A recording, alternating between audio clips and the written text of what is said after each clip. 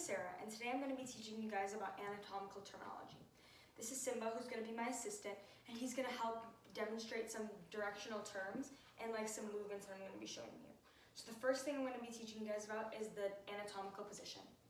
The anatomical position is a position used to describe the location of anatomical parts and to help explain human movement.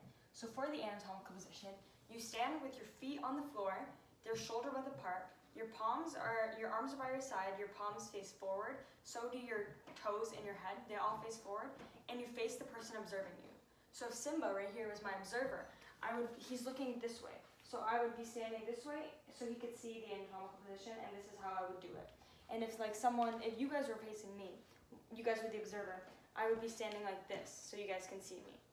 When describing anatomical parts, we can use directional terms, which usually come in pairs, which makes them easier to remember. So the first two are superior and inferior. Superior or cranial means nearer to the head, and inferior or claudial means further away from the head. So on Simba, you could say his nose is superior to his tail. And for me, you could say that my hips are inferior to my head. The next two are anterior or ventral and posterior or dorsal.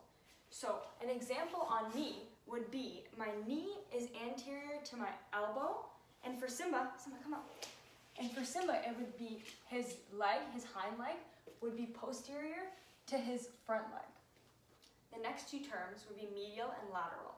Medial means closer to the midline of the body, and lateral means further away from the midline. So for Simba, you could say his ear is lateral to his eye.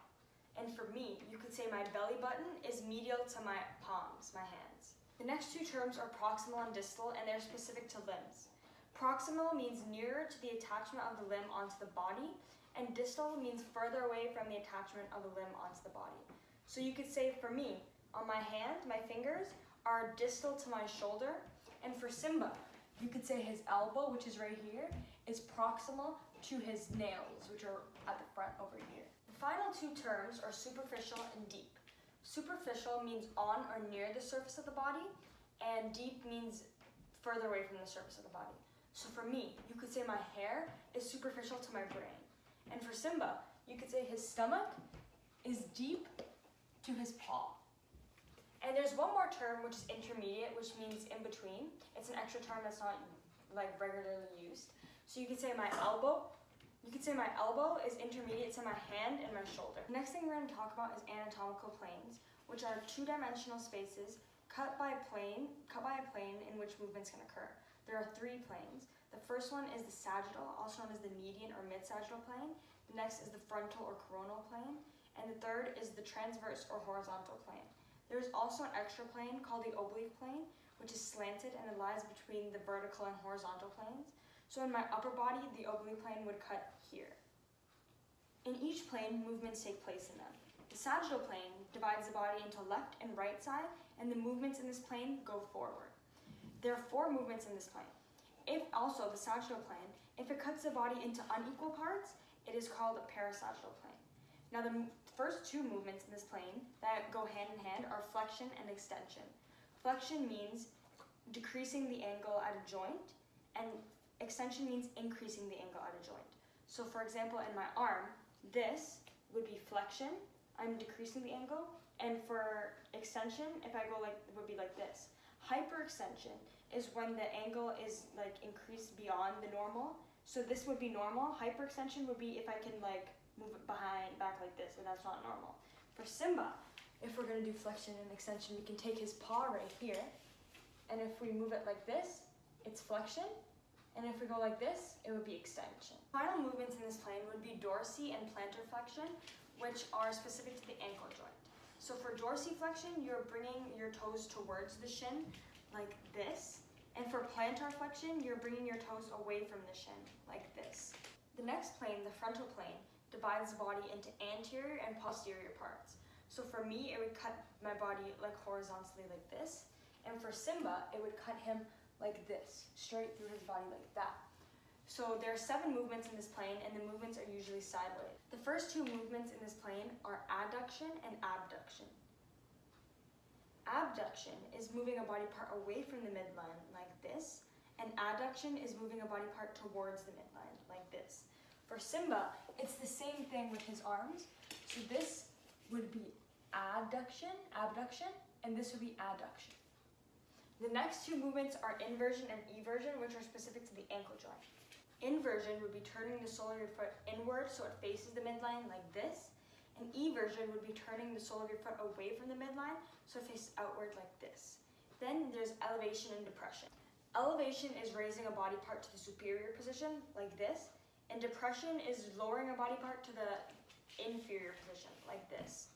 And the last one in this plane is lateral bending, which is bending the spinal column left and right like this. And if you want to see it on Simba, you get him up like this and go left and right. The last plane is a transverse plane that cuts the body into superior and inferior parts. So the plane would cut here on me, and on Simba, it would cut here on him as well. There are also 7 movements in this plane. The first movement is rotation, which is the movement of a bone around its own axis. So on my neck, this would be rotation. The next 2 movements are internal or medial rotation and external or lateral rotation. Internal rotation is rotation towards the midline, and external rotation is rotation away from the midline. So with my hip, this would be internal rotation, and this would be external rotation. So for Simba, with his hind leg, you can do the same thing. So this would be external rotation, and this would be internal rotation. The next 2 are supination and pronation. Supination is the rotating of your forearms so your palms are up like you're holding soup. So this would be supination. And pronation is the turning of your forearms so your palms are down like this. The final 2 movements in this plane are protraction and retraction. Protraction is moving a body part anteriorly, so like shoulder rounding like this. And retraction is bringing the body part back to the anatomical position, so like this. And there are 3 other movements that are special movements, which are circumduction, opposition, and reposition. Circumduction is a combination of abduction, adduction, flexion, and extension, and basically it describes a circle. So with my arm, this would be circumduction, and with Simba's paw, this would be circumduction. So he's moving his paw in a circle. Opposition is bringing the thumb towards the fingers, and reposition is putting the thumb back into anatomical position. Lastly, I'm going to talk about anatomical axes, which are lines around which objects rotate. The axes and planes are imaginary lines. There are 3 anatomical axes, and they are the longitudinal or polar axis, the horizontal, and the anterior-posterior axis. The longitudinal axis runs vertically from head to toe, so from here all the way down for me, and for Simba, it would be here and all the way down for him. The horizontal axis runs from one side of the body to another, so like this, it would go straight through me, and for Simba, the same thing, it would just go straight through him. The anterior-posterior axis goes from the front of the body to the back of the body, so it would go here through to the back of me, and for Simba, it would go straight through his head, back, and out through his tail. Thank you guys for watching my video. I hope you guys learned something. And bye from me and Simba. Simba says bye. Have a good day.